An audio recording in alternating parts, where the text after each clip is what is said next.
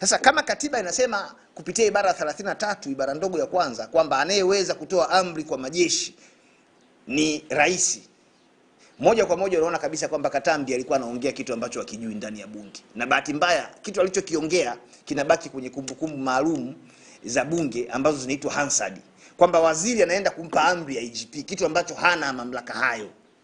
Mamlaka ya kutoa amri kwa majeshi, awe ni IGP, awe ni mkuu wa majeshi, awe ni mkuu wa usalama wa taifa, awe ni mkuu wa magereza, awe ni mkuu wa uhamiaji, awe ni mkuu wa jeshi la zimamoto, hayo mamlaka ni mamlaka yako reserved kwa Mheshimiwa Rais kikatiba chini ya ibara 33 ibara ndogo ya kwanza. Kwa hiyo Katambi alikosea, na kama anasema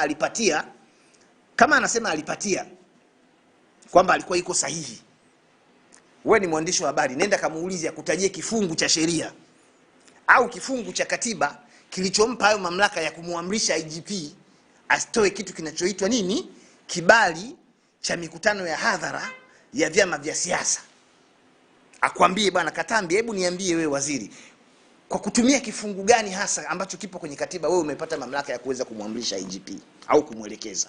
Hilo ni jambo la kwanza. Jambo la pili, hakuna sheria yoyote ile Tanzania ambayo imelipa mamlaka jeshi la polisi kutoa vibali. Naomba nirudie. Hakuna sheria yoyote ile ndani ya Jamhuri ya Muungano wa Tanzania ambayo imelipa mamlaka jeshi la polisi liwe linatoa vibali kwa vyama vya siasa ili viweze kufanya mikutano ya hadhara.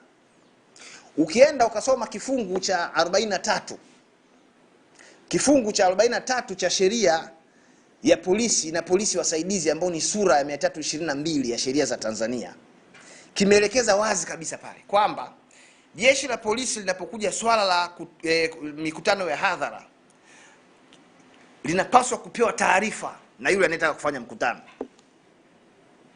Jeshi la polisi, kifungu cha 43 cha sheria ya polisi na polisi wasaidizi ambao ni sura ya 322. Hakuna mahala popote kwenye sheria hili pametajwa neno kibali, kwamba polisi wana mamlaka ya kutoa kibali au wana mamlaka ya kutokutoa kibali kwa chama chochote cha siasa kinachotaka kufanya mikutano ya hadhara. Lakini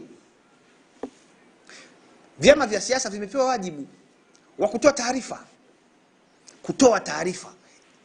Wanatoa taarifa kwa jeshi la polisi katika eneo ambalo wanataka kufanyia mkutano wao wa hadhara, na anayepaswa kuipokea hiyo taarifa ni mkuu wa polisi wa wilaya husika, anaitwa Officer Commanding District, OCD.